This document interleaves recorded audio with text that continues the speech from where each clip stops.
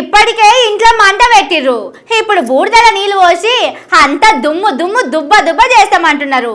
ఏం చేయాలో తెలియకపోతే ఎవరన్నా అడగాలి, కానీ కుక్కతోక పట్టుకొని గోదావరి ఈదుతామంటే ఇంత మునిగిపోతారు.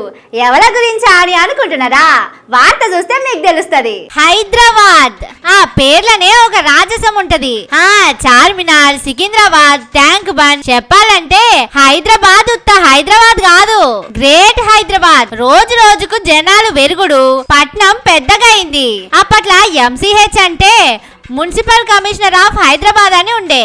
రోజు రోజుకి ఇంకా జరంత ఎక్కువ పెద్దగా తోటి GHMC greater Hyderabad municipal corporation అయింది.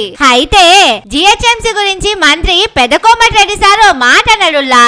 City like Hyderabad almost are reaching 1.5 crores population. That's why we are divided 4 corporations, GHMC corporation, 4 mayors coming election. So ఈ సిటీని వరల్డ్ మ్యాప్ లో ఉండాలంటే 30,000 crores తో రీజనల్ రింగ్ రోడ్ కట్టుకుంటూ after America all MNC head quarters in Hyderabad ఉంది. ఇన్నారు కదా, జిహెచ్ఎంసీని 4 ముక్కలు చేస్తారట.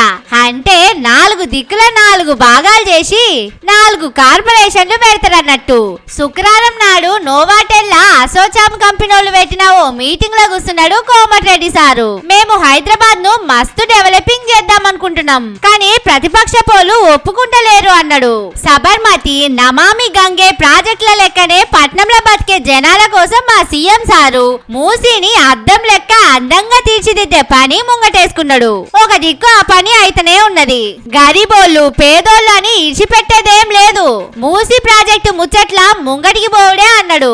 ఇక రాష్ట్రంలో పట్నం పెరగాలి, అందుకే హైదరాబాద్ ను పెద్దగా చేద్దాం అనుకుంటున్నాం. జిహెచ్ఎంసీని వచ్చే ఎలక్షన్ల వరకల్లా 4 చేస్తాం.